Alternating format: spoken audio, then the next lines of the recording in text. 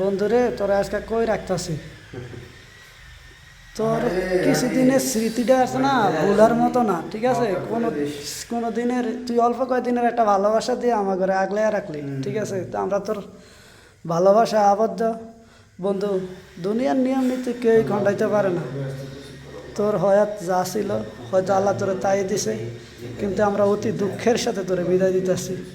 তুই বন্ধু ওপারে ভালো থাকিস, সুস্থ থাকিস, আল্লাহর কাছে নামাজ পড়ে তোর জন্য দোয়া করবো।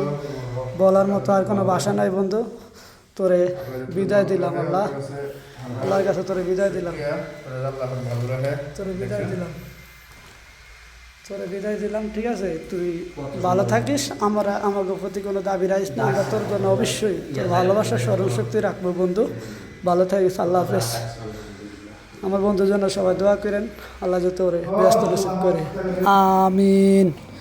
তো যাই হোক, আগামী কালকে মানে বুধবারে 11টা বাজে আল্লাহ যদি সই সালামতে নেয় তো ওর লাশ নিজ দেশে যাইব, ঠিক আছে? তো সবাই দোয়া করেন ওর বাপ মার কাছে যায় সই সালামতে ফসক। এটাই হয়তো ওর বাপ মাও চাইছিল বা তার ভাগ্যে ছিল।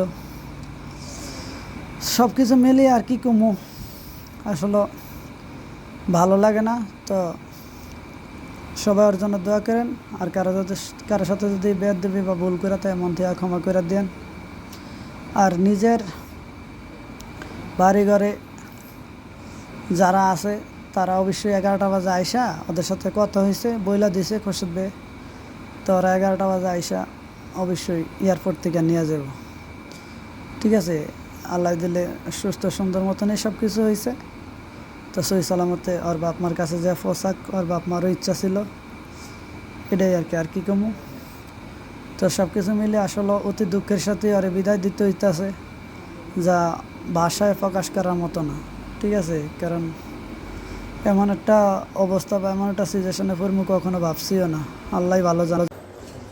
রাখ, আমি বিজি আছি, রাখ ভাই রাখ, বিজি আছি, পরে ফোন দেবো, রাখ, পরে ফোন দেবো, আমি বিজি আছি, রাখ।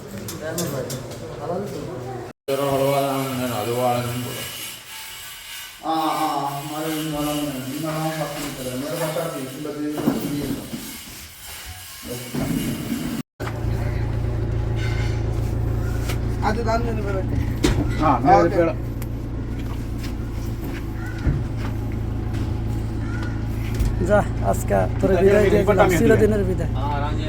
ভালো থাকিস, আল্লাহ তোর ভালো রাখাত, এই দোয়াই করি।